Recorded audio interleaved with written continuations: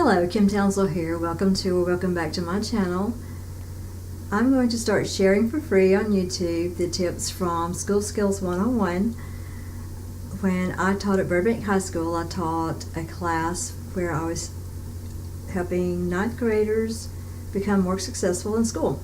And they complained about all of the school's skills help books because they're like, if we could understand what these books were saying, we wouldn't need a study skills book. The language was hard. They used words the students didn't understand. So I said, well, let's just write our own book. We collected hundreds and hundreds and hundreds of tips to help the average teenager be successful in school.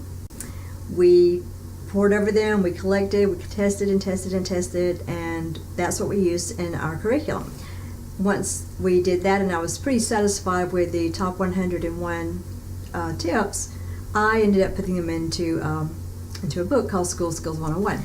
I'm going to try to broaden the audience and help make more people be able to benefit from these tips by sharing about 3 to 5 at a time on this YouTube channel. If you know someone who could benefit from these tips, please share the video and encourage them to employ as many of the tips as possible in order to make school more enjoyable and more effective and more efficient for them. If you would like to go ahead and get all the tips at one time, of course, the book is available on Amazon and Books A Million, Barnes & Noble, and places like that who sell books online. I'll put some information in the text below this video. Tip number 1, ask the teacher for help. You want to do this in a way that's not going to annoy the teacher.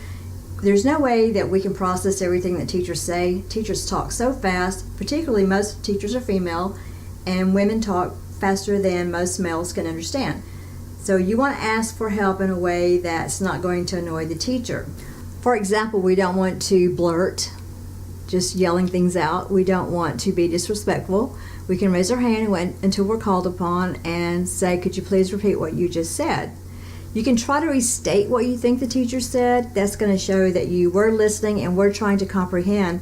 But there's numerous reasons why when someone says something we can't understand. Maybe we were trying to process the piece of information that was right before that and didn't quite have enough time to get that into the file into our mind, so we missed the next part of the instruction. Sometimes people give instructions badly or give information badly, and like I said, sometimes they just give it too fast.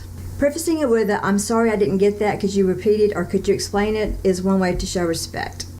Tip number 2 is use some smarts when you choose your teacher. If you have a choice between choosing your teachers, you want to do a little bit of background research. Find out some people who've already taken that teacher and ask some questions like, does she give a lot of homework? Will I have to take a lot of notes? Do I have to buy the book? What kind of tests does this teacher give? Do we have to do a lot of presentations, a lot of projects? That's going to help you understand what this teacher is looking for and if it's really going to suit your learning style. For example, if you're not really good at listening and the person's a heavy lecturer, then you're going to have to ask up front for some help or try to take some modifications if indeed you have to take this teacher. You also want to see the teacher as your helper. You do want to try to get on your teacher's good side. It doesn't mean you have to be like a brown-noser or a suck-up.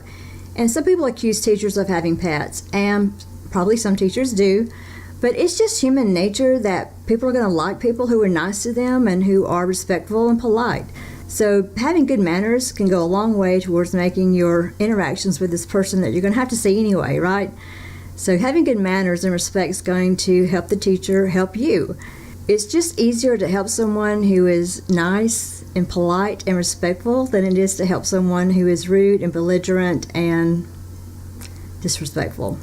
I hope you found these tips helpful. If you did, remember to share and stay tuned next week for some more tips from the School Skills 101. Remember, you want to study smarter, not harder. Until next time, take care. Bye.